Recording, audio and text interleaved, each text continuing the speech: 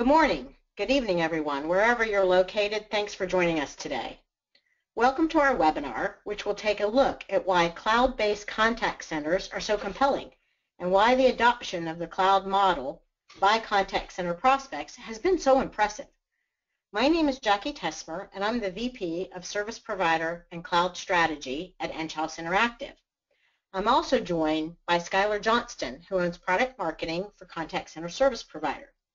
Skylar is helping out today. He's going to be monitoring your questions via the question feature, and we'll handle those at the end of the webinar. We're pleased to sponsor today's webinar. I'm excited to introduce Donna Fluss of DMG Consulting, who will lead this discussion on one of the hottest topics and trends in the contact center space, the contact center as a service, or the cloud contact center model, and what the prospects for cloud contact center are looking for in their service providers and what it takes to be a successful provider of cloud contact center. Donna is likely the best analyst in the industry to cover this topic, as she is a highly regarded expert on contact center, analytics, as well as the back office, with 30 years of experience helping organizations build world-class contact centers.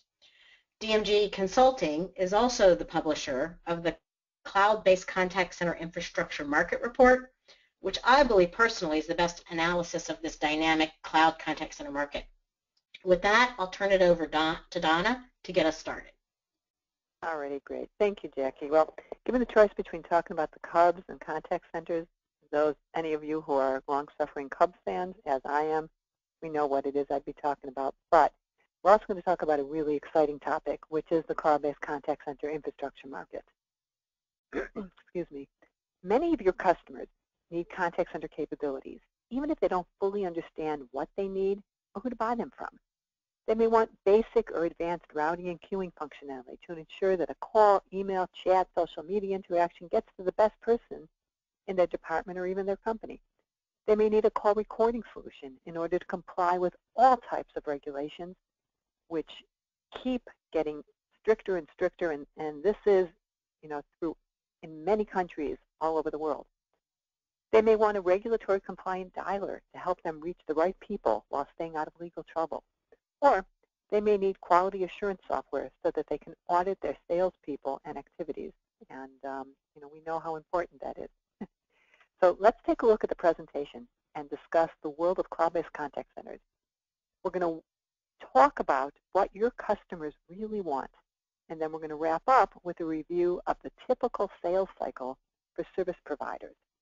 The opportunity is large and growing for vendors that know how to effectively sell cloud-based contact center ACDs and dialers and other related contact center capabilities. So with that, let's take a look at the first slide. Now that it absolutely does matter, and it is essential for service providers to find a really good technology provider who also has the applications. And it's not just a matter of contact center technology, but it has to be designed to be a cloud-based solution. And that is a huge differentiator in the marketplace. Now, if you look up to the top of this, you're going to see the optional modules. And these are the modules that you don't have to have, but are increasingly things, excuse me, that your customers expect you to have. When we talk about cloud-based contact center solutions, the number one most in the cloud solution in the contact center world is IVR. And we believe that 65 to 70% of IVR is done out of the cloud. And it's been in the cloud long before this whole concept really started to pick up. The second most in the cloud solution is ACDs and dialers. And then of interest, the third most is the first item on the top left there of the optional modules, workforce management. And of interest, again, it's not one of the core capabilities. But here's what it is, as are the rest of these optional modules. When it comes to the world of cloud, it's about ease. And your customers are looking at you as a general contractor. And they expect you to make it easy for them to do business, for you to bring to them all the capabilities that they need. So the core are givens. And then they do expect workforce management, they do expect QA, they do expect screen capture, they do expect gamification and surveying. Now, when it comes to CRM, that they just want you to be able to integrate with. And they do accept that that's going to be sold by a different third party, maybe Zendesk, Salesforce, or whoever it happens to be. Now, let's just kind of jump to the right on this chart. And there you've got another blue. And what you see there are lots of integrations. So when cloud first came out, the idea was that vendors would just give their customers cloud and that they would say, thank you very much. But that changed really quickly. The world of cloud today is a very complex environment in some cases. It can also be very simple, but increasingly becoming more complex, and more your customers expect you to be able to do or facilitate integrations. And part of the reason is because while we say cloud or we say SaaS, although there's actually some differences in those, what really more and more we see is hybrid. And a hybrid is an environment where some things are in the cloud and some things aren't. Now think about it. If you've got a customer who is migrating from a premise-based environment to a cloud-based environment, and that is the vast majority of the seats today, they very likely already have, it could be WFM, it could be QA, and they may ask you to either integrate or help them integrate to it. It is an amazing world. It is full of opportunity, but it is a complex world. So now let's take a look at the next slide, and we're going to drill into the core requirements. So there are 12 core requirements. When your customers reach out to you, these are the 12 things that they expect you to be able to do for them immediately.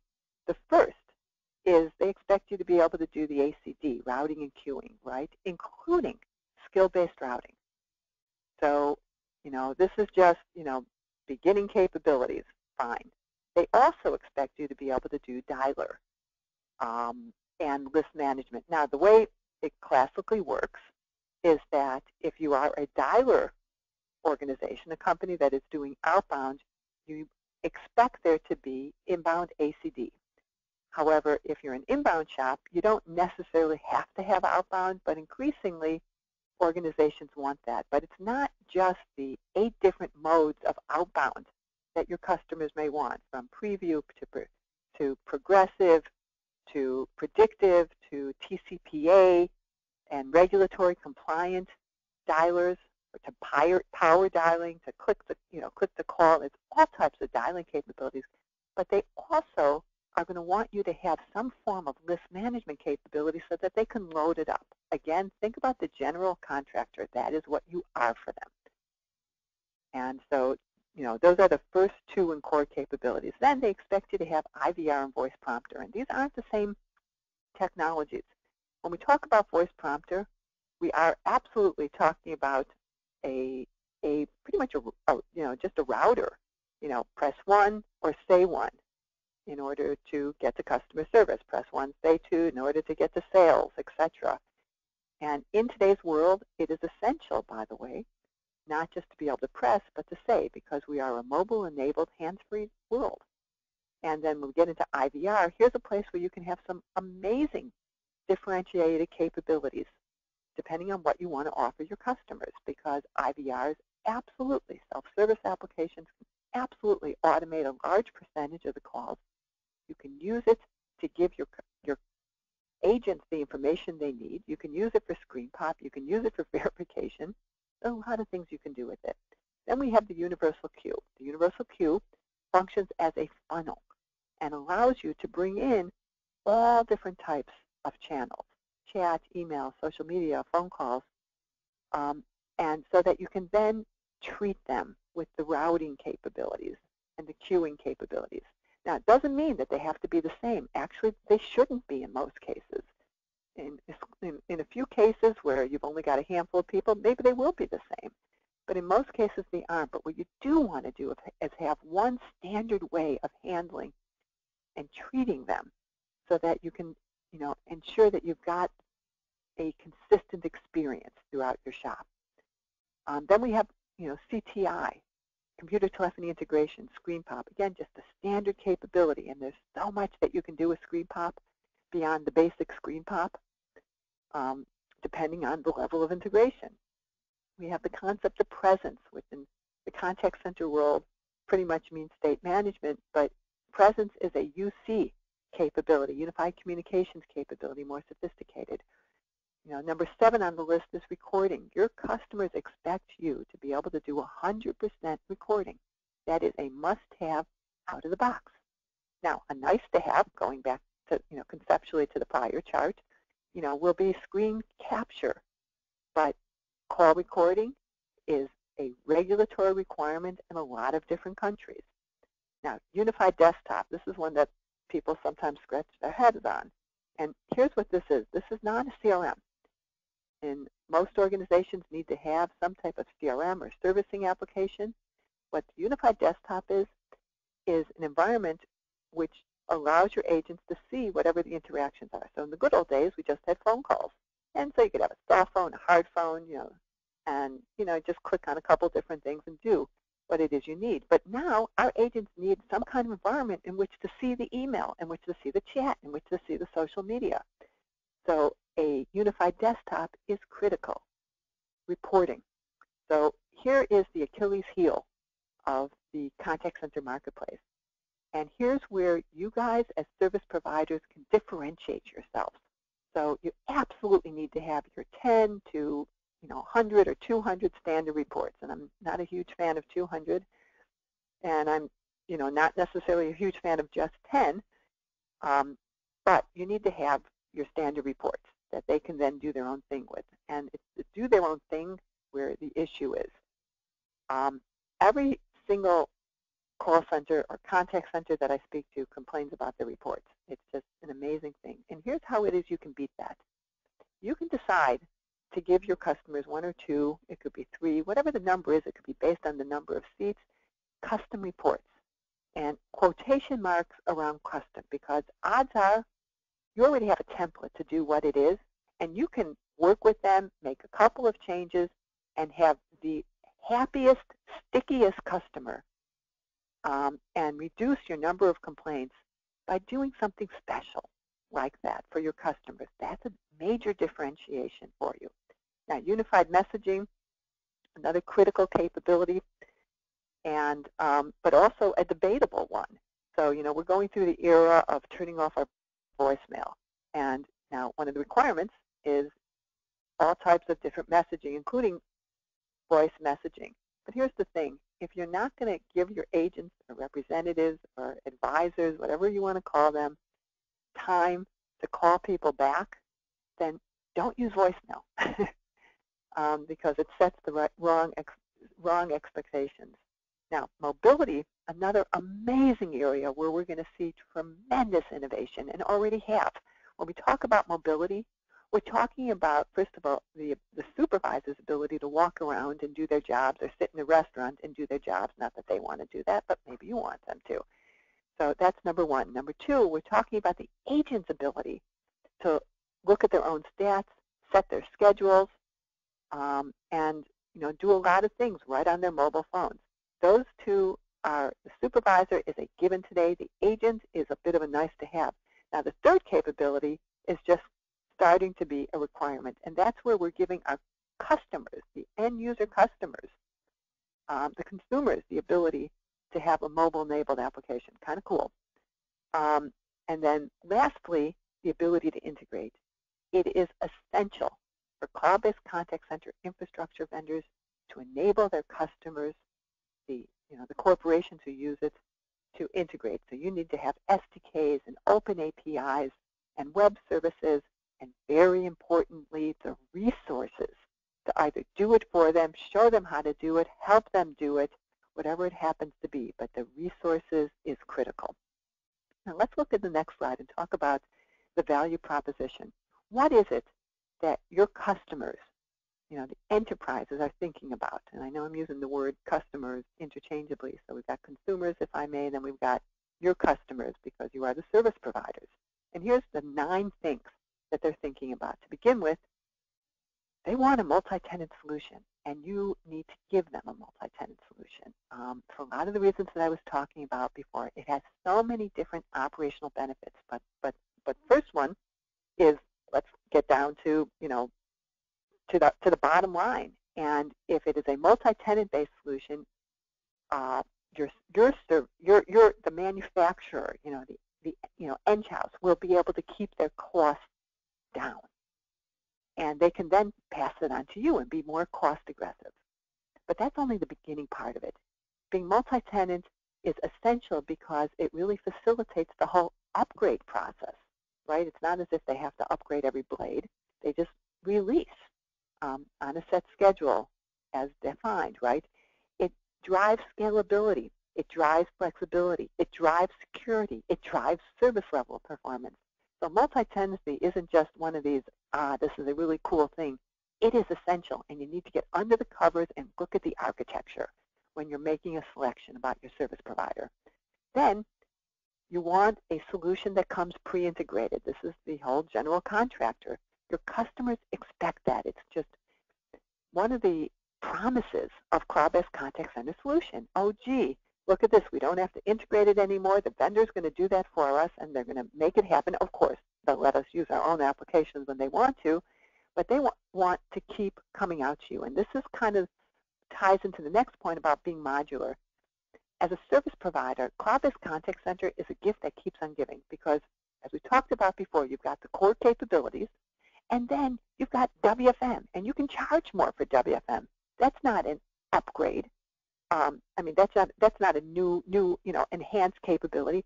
That's a totally different module.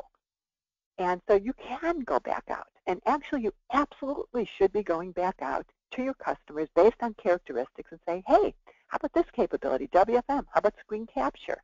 And with each of these, you're going to be able to increase the revenue that you earn.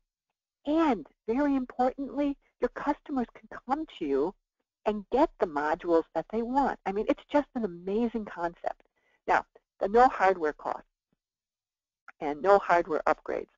This is one of the things your customers are signing up for. And I'll tell you where it gets tricky. If you're doing recording and they have to keep the recording on site, it can get a little tricky. But part of the expectation is, and then, by the way, there will be some hardware costs.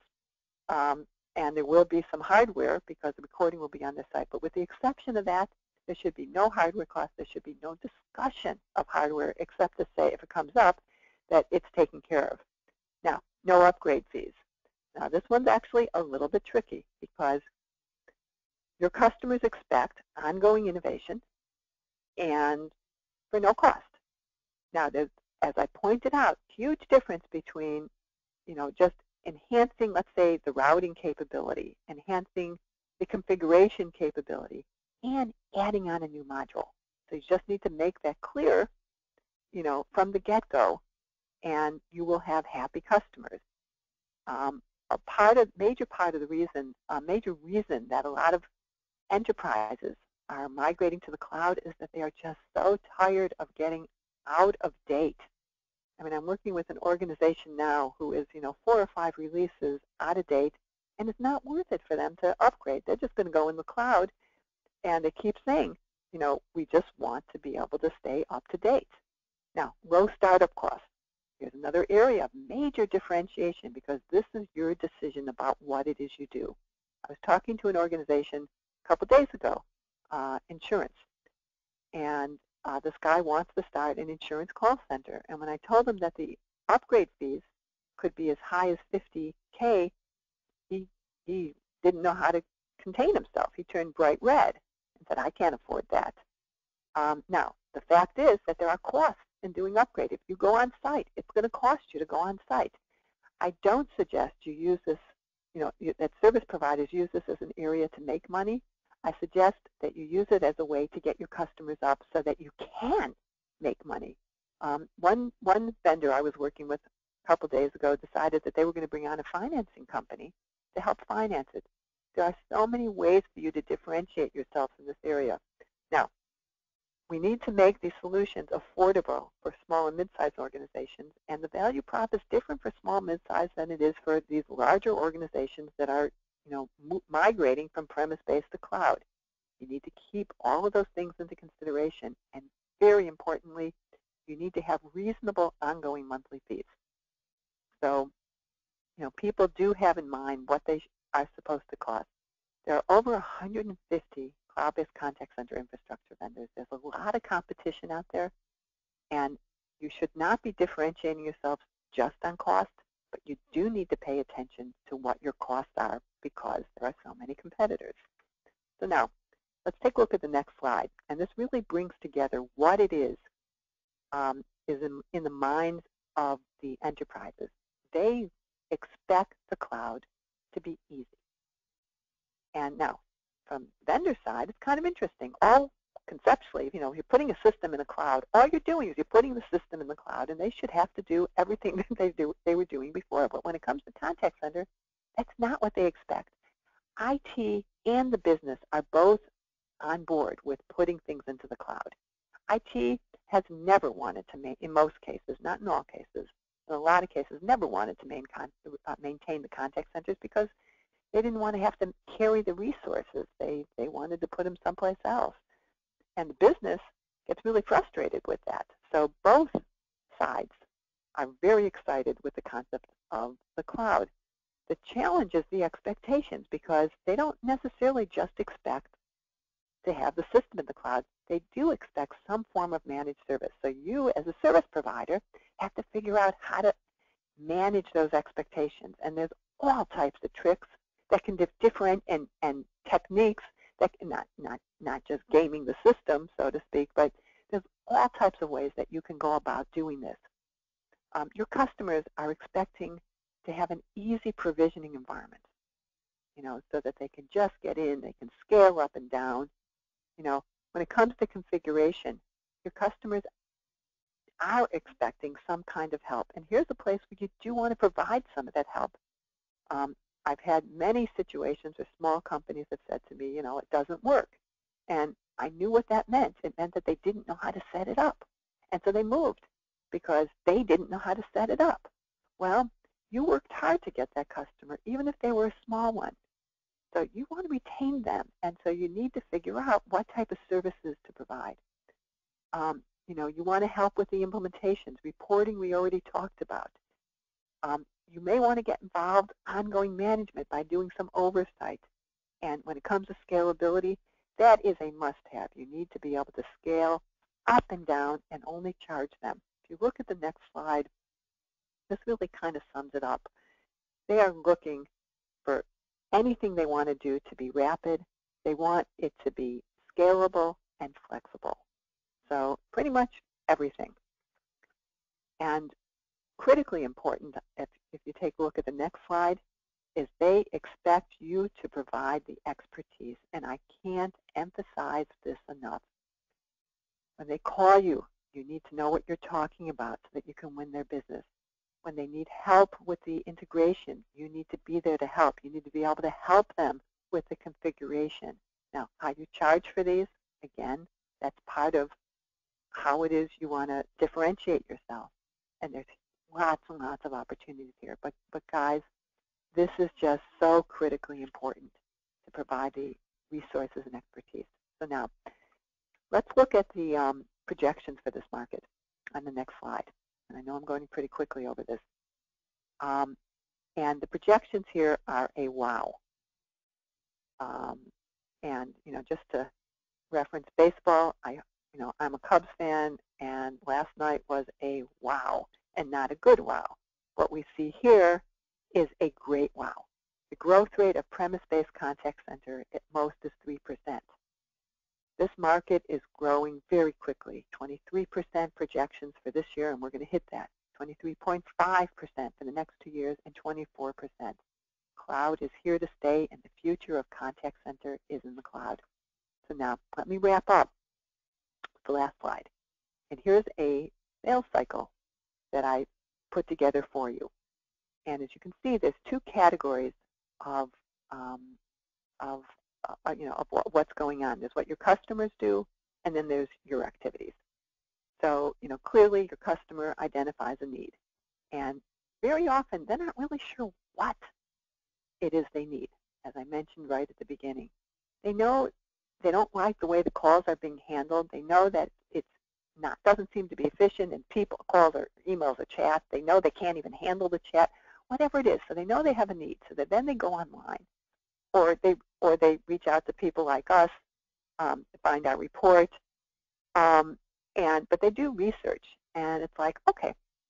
And then they reach out. When they reach out, this is a moment of truth. So, first of all, you've got to have great information, clear information, make it obvious that you are in this business. And when they reach your people, they've got to know what they are talking about. It can't just be, oh, I think we do that, which happens quite a bit. So they have to have the right people. Now, you can transfer the call to a contact center specialist, but you need people at the front end who rapidly identify and say, hey, let me get you to the right person. I've got the best person here to talk to you about that. And, they'll give you great ideas about what to do. You need to understand, right, their requirements. And then you need to differentiate your service. There's lots of competitors. And go back to the points. They want ease, they want expertise, and they want to know that you are always there for them, right? Then let's get to practical. You need to provide a quote and close that deal. And the one last comment I want to make, and this one I am begging, please give them a contract that is appropriate for the cloud. I was working with somebody a couple months ago, and the vendor gave them a 50-page contract. Obviously, that vendor came from the premise-based side and thinks that that's what they should do in the cloud. No, it's not. You need to give these people a 2-, 3-, 4-page contract. You need to have the service level. Make it easy for them, and they will be your clients for a very long time. So with that, I want to thank you, and now I'm going to pass the call back to Jackie, who is Enghouse's VP of Cloud Strategy. Jackie? Thanks, Donna. This is good stuff. And frankly, it's really great to see the cloud contact center market growth statistics you shared with us, which are really quite hot off the press, if you will, meaning you're releasing those pretty much in real time, I believe, right? Absolutely. The report isn't even out yet, so you guys are the first ones to see the numbers. I like that. I'd now like to take, if you guys will bear with me, just a few minutes to tell you a bit about Enghouse Interactive and our contact center service provider product. Then we'll take a few questions. Again, send those in through that question feature, and we'll let you know a little bit more about our solutions and how you can get a hold of us to learn a little bit more. So who is Enghouse Interactive? We're actually a subsidiary of Enghouse Systems Limited, which is a software and services company that was founded in 1984, headquartered in Toronto, and traded on the Toronto Stock Exchange. We are a global company. We've got offices in about 20-plus locations, 1,400 employees, and we estimate 10,000-plus customers who use our contact center, attendant console, and self-service solutions to manage their customer interactions. We are a fiscally strong company with 18% calculated annual growth on both native and acquisition strategies. And in fiscal year 2015, we had $280 million in revenue and closed our most recent quarter, third quarter of fiscal 2016, with $90 million in cash and cash equivalents. So we are frankly not one of those companies you read about that's trying to sort out what to do about all their debt. Contact center service provider's got a vision, and it's basically to be a software application, a cloud contact center delivery platform. We sell our software to service providers. Our service providers build a contact center as a service business and take it to market. And what we work to do is meet the needs of the service provider as well as the tenant. So a key tenet of our product strategy is that we have two customers. We have the service provider as a customer, and we have their customer, which is a tenant on their platform, the end customer as a customer. We believe when you provide the best TCO on our platform, on CCSP as a platform, to the service provider, they will be able to pass those operational and cost efficiencies, flexibility, scalability, all the things Donna just talked about, on to the tenant, their customer. And that's really critical in this competitive and very cost competitive market. This software has been in production at service providers around the world for over 10 years. It came to Enghouse in 2011 via the acquisition of a company called Cosmocom, who got into this cloud contact center space very early.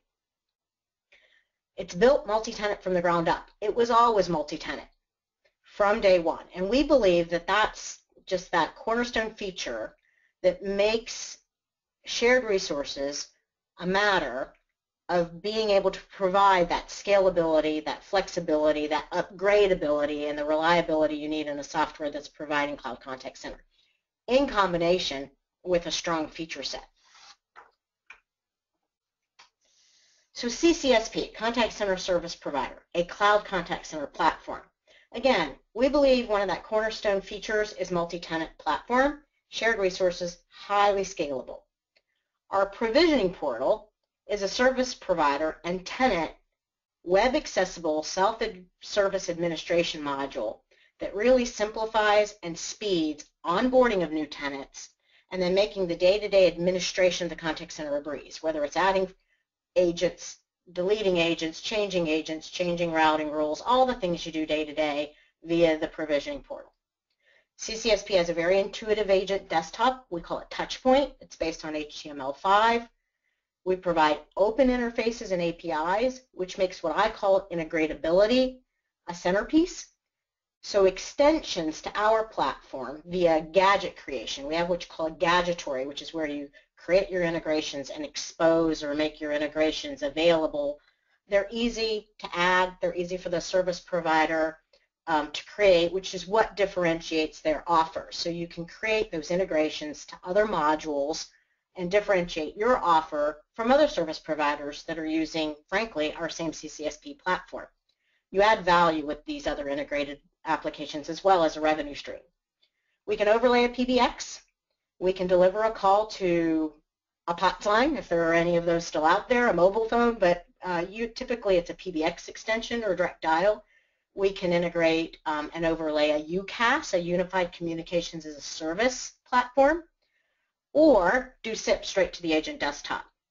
We front-end this all with a voice prompter and an IVR. So we have both capabilities, and we can use that IVR data for CTI screen pops and for skill and real-time data-driven intelligent routing with a universal queue where the agent manages all their interactions across all the media.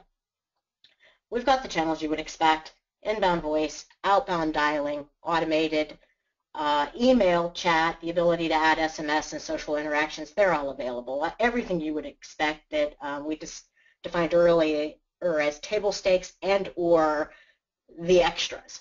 It's got built-in integrated recording for all media items as well as screen recording, and that's layered with a robust set of supervisor features so that she or he can manage their agents, monitor the agents, access the reporting, provide real-time dashboards to both agents and supervisors, as well as an analytics platform for managing the trending in the call center. CCSP fully meets the needs of our service providers and therefore their customers, and that's what this product's all about. So at this point, I'm going to open it up for questions. Skylar's been monitoring those. I want to thank you for listening to my quick overview of Enghouse and CCSP, and I'll turn it over to Skylar to take some of those questions that were sent in via the question feature. Skylar? All right, great. So we've got a handful of questions. The first one I'll direct to Donna. The question is, what size or what type of organizations are buying contact center in the cloud? All righty, Skylar. So, excuse me. In regard to the size, when cloud-based contact center first came out, and Cosmocom is one of the two founders of this entire industry, by the way, the company that Enghouse bought. The concept was that cloud contact center would democratize the world of contact center. And the idea was it would make it available, cost-effective for companies that were small and mid-sized. And that's absolutely going on, and companies that are just trying to figure out if their call centers or contact centers are absolutely now have the ability to get on. That was what we saw right at the beginning. But now what we see going on is the vast majority, and I mean, I would say probably 90 to 95% of the seats are large and and very large organizations who are moving into the cloud. The cloud is for everyone. The future of contact center will be in the cloud. It doesn't mean that there won't be some premise-based implementations. They will. But whether it be for the core infrastructure or all those add-on modules from WFM to QA to Contact Center Performance Management, gamification, it is all available in the cloud. And so cloud is for contact centers of all sizes. Skylar? Okay, the next question, sorry, I'm just trying to kind of paraphrase the questions. I think Donna on this one as well. Who is reaching out when it comes to contact center as a service? I think that means business or IT side. Yeah, that's a really fun one. And as you know, I talked about this a little bit. So, you know, there were so many different things that we, folks in the industry thought were going to happen when it came to this. And everything we thought actually turned out not to be the case. So it's really, really a good question. Everyone's reaching out. Business is reaching out because, and it depends on the size of the business, right? And whether they have a solution or don't have a solution. So if they don't have a solution, they're not sure what they need in a lot of cases, and they're absolutely turning to their service providers, their carriers, and they're reaching out into business. And that's why it's so important for you, the service providers, to have the right people receiving those opportunities, the email inquiries, the web forums, the phone calls, so that, you know, when they ask, we're trying to figure out the best way to route the call to get it to the right person, or the email, that to you should go, warning, warning, warning, or great, great, great opportunity. That is a, opportunity for a cloud-based contact center, and get it to an expert who can work with them. So we've got the business side. And, we also have the business side who's just really tired, sophisticated users, got hundreds of seats, really tired of dealing with their own internal IT. I mean, one of the value props, and I didn't put it on paper, but one of the value props that businesses tell me all the time is they just are tired of the slow response from IT.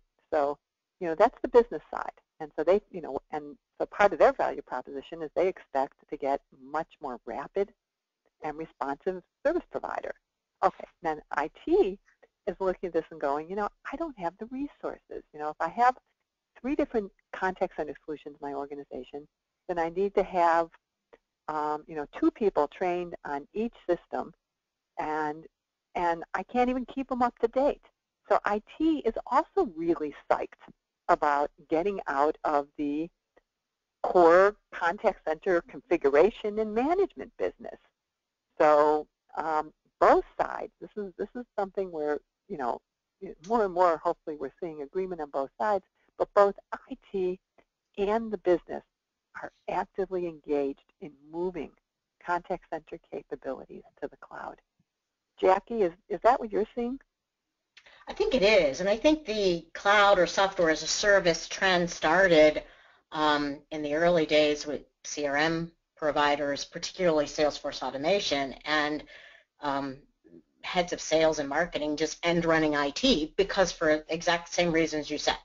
IT couldn't get to them. It was, build a business case and get on our list, and by the way, our projects are running out 9 months.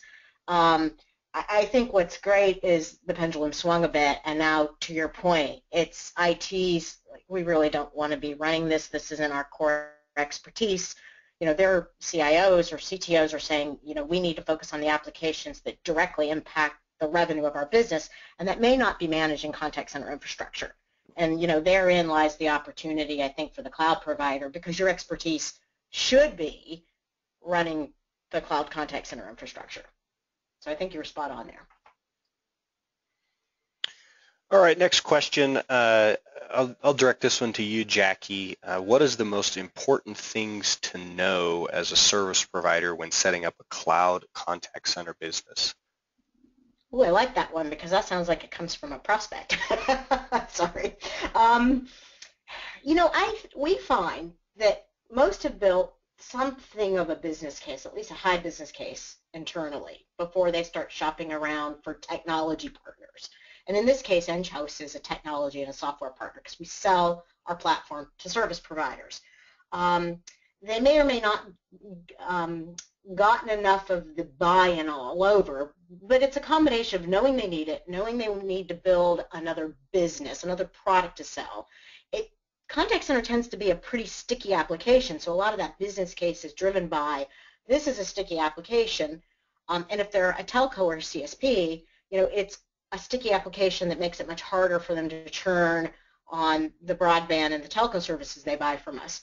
If you're a managed service provider, an application service provider, because there's all kinds of service providers these days, they're not just what I think of as CSPs, communication service providers. You've kind of realized that it's a pool for other services. So contact center is a sticky application. You're thinking you want to get into selling contact center as a service, and typically some of the first folks that get involved are technical and operational. They're the guys and gals that are going to run this thing in the data center, and a lot of times at first, for us, it's a very technically oriented sale. And we've got some great folks to help you with that, right? I think it's equally as important as someone thinking about and or just engaging in being a CCaaS, contact center as a service provider, that you engage early on your product people, not just your technical people in depth, but as well like a stakeholder committee, your marketing person, your sales engineer sort of stakeholder, a sales leader, so that you can create in parallel. You selected a vendor or starting to implement together, you want to be able to, in parallel with that process, do your go-to-market plans, which are really aimed at building that contact center business. Who are you going to target for your prospects? Do you know your business objectives? For example, is it to pull more services? Is it to pull more telco? What's the ratio that you're looking and hoping to pull? What are your packages? How are you going to bundle the features? How are you going to price them? Who are you likely to compete with? Is your package and your bundle of features and your target prospects sort of in line with where you need to be with who you're going to compete with for that same prospect? And what we like to do is we're working with you on getting that platform up and running in the data center. We'd also like to work with you, and we have a process for working with new service providers in sort of go-to-market workshops where we talk about all these sort of things. So I would say it's very intuitive for service providers to get the technical folks engaged early. My advice would be engage a marketing lead, a sales engineer lead, a sales lead, and talk about the other stuff early on and in parallel. The next question for Donna, in relation to your growth figures, are those global or U.S. projections? Those numbers are based on worldwide numbers. And as I mentioned, there's over 150 competitors, including service providers, on a worldwide basis. Okay. Next question, also Donna. What is the biggest challenge facing service providers? That's such a broad question. Jack just walked through the process of setting up a business, if I may. I think the number one challenge, actually I'd like to have a couple of number one challenges, but I think the number one challenge from what I've seen, because I've worked with service providers who set up businesses and then they reached out for what did they do wrong, is the lack of expertise. So they think that people are going to just come to them, which absolutely is the case, and that they're going to buy the services, which they will. But if their customers, if the enterprises who they're working with aren't getting the value and things aren't working as they're supposed to, as I mentioned, there's 150 competitors, so there's somebody else to move to really, really quickly. So that's what I think the number one challenge is, that service providers need to provide the expertise in conjunction with a great technology solution. So in expertise, you're really talking about like contact center best practices and sort of best practices of the platform and the service, but maybe even best practices around just the management and administration and day-to-day operations of the contact center, correct? Yeah, absolutely. Everything, Jackie, that you saw on that E slide. So the customers absolutely need the best practices They absolutely need to know how to configure. They need to know what reports they need. They need, experts to tell. Literally, when people, particularly small organizations, are going to the cloud, they don't know how to do this stuff. They don't have experts. They don't have even knowledge on hand. And service providers that want to differentiate themselves are now providing all types of both technical and operational best practices to their customers. Super. Skylar, why don't we take time for one more question if you've got one? Sure. Yeah, I'll merge a couple of questions just with coming up on the top of the hour. There was a mention that OVM reports on-premise is still the dominant choice, but is not growing. And then another question is, will Cloud Contact Center replace all-premise contact centers? I'll direct this to Donna. Okay. In regard to the OVM numbers, I'm actually not familiar with the OVM numbers, but we've been covering this market since there were less than 100,000 of these solutions in the marketplace. Let's put it that way. Actually, closer to 50,000 when we first started covering it. And we've been following the growth in the market ever since. I mentioned earlier that the growth rate, and this number is not coming from me, from DMG, because we're not following the growth rate of the premise space, but from other industry analysts, we've been told that the growth rate of the premise-based market is 3%. And you saw the numbers, 23.5, 23, growing to 24. And by the way, on the cloud side, and we think those are conservative numbers. What's happening, though, is this is the law of small numbers, right? So obviously, the number of cloud-based seats are much smaller than the number of premise-based seats. So the percentage growth, just by numbers, is going to be significantly higher. That's number one. But what we're seeing is each year, more and more seats are moving into the cloud, and where they're primarily coming from is the premise side. So lots and lots of premise-based contact centers, as they're upgrading, are going into the cloud, and we do still have lots of small organizations who are now able to use these solutions for the first time. However, premise-based solutions are not going away. There are some very good reasons why some organizations are going to keep a premise-based solution. And it could be their own philosophy. It could be a shop with 20,000 seats. We work with companies, that are on-premise, and we work with companies that are on cloud, and we work with companies that are doing hybrid. So premise-based is not going away, but the future of contact center systems and applications is more and more in the cloud because of something Jackie said, which is that companies want to concentrate on using the application, not installing and maintaining the application. Skyward, does that help? Yes, thank you. And as a reminder, the recording will be available, as well as a few DMG reports that we will make available. Back to you, Jackie. Thanks, Skylar. Yeah, thanks everyone for joining.